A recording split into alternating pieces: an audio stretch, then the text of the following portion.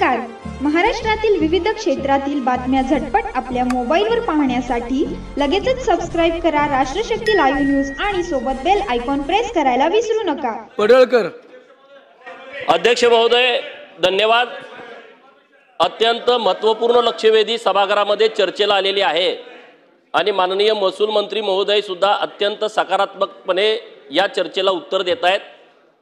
मागच्या महिन्यामध्ये सांगलीमध्ये ऋतुजा राजगे नावाची एक विवाहित तरुणी कोविडच्या काळामध्ये 2021ला जेव्हा लॉकडाऊन होतं आणि बाहेर पडता येत नव्हतं अशा काळामध्ये ऑनलाईन पद्धतीनं जे वधूवर सूचक मंडळ चालवतात यांच्या माध्यमातून ऋतुजा ही वेल एज्युकेटेड मुलगी MPSCच्या एक्झाम दिलेली मुलगी तिला एक स्थळ आलं आणि स्थळ आल्याच्या नंतर तिचं लग्न झालं. लग्न झाल्याच्या नंतर जेव्हा ती नांदायला गेली तेव्हा तिच्या लक्षामध्ये आलं की ज्या घरामध्ये तिचं लग्न झालंय ते धर्मांतरित कुटुंब आहे. तिच्या घरामध्ये देवार आहे पण देवाऱ्यात देव नाहीत.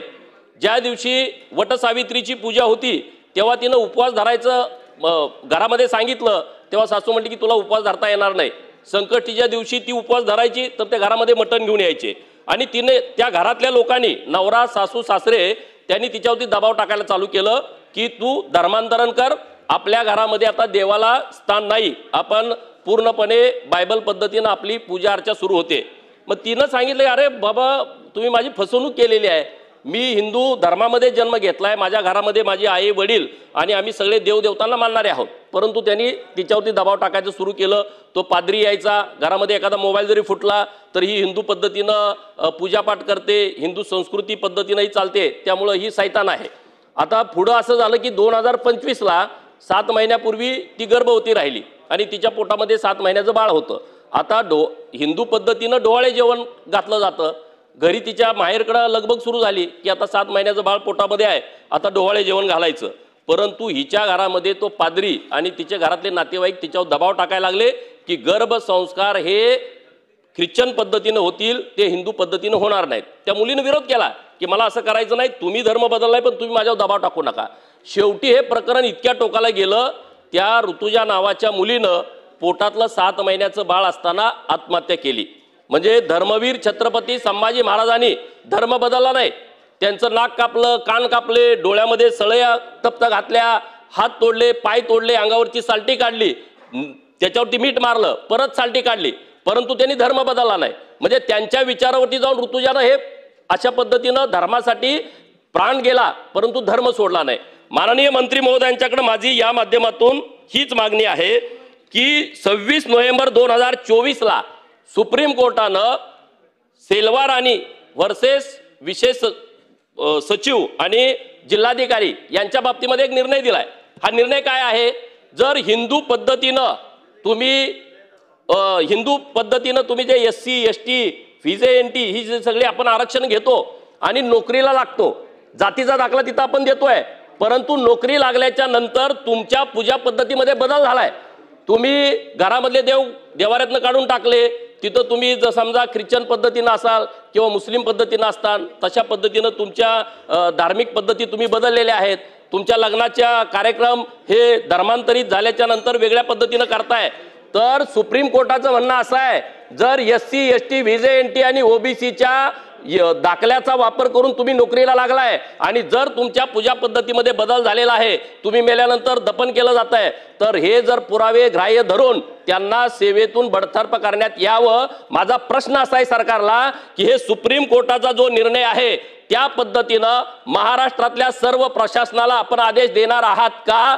ज्यांनी SC ST OBC आणि VJNTचा दाखला जोडून नोकरी घेतली आणि त्यांनी धर्मांतर केलंय त्यांना बडतर्फ करण्याचे आपण आदेश देणार आहात का? नंबर 1. आणि नंबर 2, आपल्या सगळ्या सरकारी जमिनी आहेत आणि या सरकारी जमीन गायरान जमीन असेल, महाराष्ट्र शासन असेल, महसूल विभाग असेल, कृषी विभाग असेल, वन खातं असेल, ग्रामविकास खात्याची जमीन असेल, जलसंपदा खात्याची जमीन असेल, आपण या सगळ्या खात्याच्या प्रमुखांना सरकारी जमिनीमध्ये अशा पद्धतीची प्रार्थना स्थळं किती केलेली आहेत याची यादी येत्या 15 दिवसामध्ये काढण्याची आपण सूचना देणार आहात का? नंबर 2. नंबर 3, जर जर या सरकारी जमिनीमध्ये अशा पद्धतीची प्रार्थना स्थळं निर्माण केली असतील तर ती किती दिवसामध्ये आपण पाडून टाकणार? आणि नंबर 4, या महाराष्ट्रामध्ये धर्मांतरणाच्या बाबतीमध्ये कडक कायदा येण्याची आवश्यकता आहे. तो किती दिवसामध्ये येणार? लव्ह जिहादच्या बाबतीमध्ये कायदा कधी येणार हे माननीय मंत्री महोदयांनी सांगावं. नाही, माननीय अध्यक्ष महोदय, लक्षवेधीचा स्कोप जो आहे ना तो नंदुरबारवरून निघाला. एका चर्चचे बांधकामामध्ये अनधिकृत झाले त्यावरनं निघाला. पण गोपीचंद पडळकरजींनी सभागृहाला अत्यंत महत्त्वाची माहिती दिली आहे.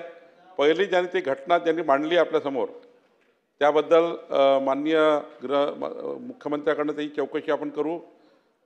उच्चस्तरीय चौकशी माननीय मुख्यमंत्र्याकडनं आपण लावून घेऊ. दुसरं, धर्मांतरणाबद्दल मी सांगितलं, सुधीर भाऊनी त्या ठिकाणी मांडलं, संजय कुटेनीजींनी मांडलं आहे. त्याबद्दलही सुद्धा मी माननीय मुख्यमंत्री चर्चा करून यावर कडक कायदा कसा असला पाहिजे, राज्याचे इतर देशातले कायदे काय वगैरे याचा अभ्यास करू. तिसरं, जे धार्मिक स्थळाबद्दल त्यांनी सांगितलं 5 मे 2011 आणि जो दुसरा नियम आहे, दुसरा आपला शासन आदेश आहे 7 मे 2018 धार्मिक स्थळाबद्दलचा, त्याबद्दलची चौकशी 15 दिवसात नाही होणार. पण 6 महिने वेळेच्याकरता मागितला की थोडा धार्मिक स्थळं पाळताना किंवा त्या ठिकाणी त्याचं सर्वेक्षण करताना काही नियम आहे, सुप्रीम कोर्टाचे काही निकाल आहे. 6 महिन्यामध्ये याचं जे अनधिकृत झालं याचं सर्वेक्षण करू. आणि चौथं, जे आता नंदुरबारमध्ये जो अनुप अग्रवालचा प्रश्न आहे, जे अवैध चर्च निर्माण झाले आहे ते मात्र तातडीने ते चर्च अवैध पद्धतीचे किंवा परवानगी न घेता 2011 प्रमाणे किंवा या त्या ठिकाणी 7 मे 18 प्रमाणे ते आपण काढून टाकणार आहोत. गोपीचंदजी सांगितलेल्या 4ही प्रश्नाला या ठिकाणी उत्तर थोडा त्याला काळ लागेल, थोडा त्याला वेळ लागेल, पण 4ही प्रश्नाला सरकारची भूमिका होय आहे.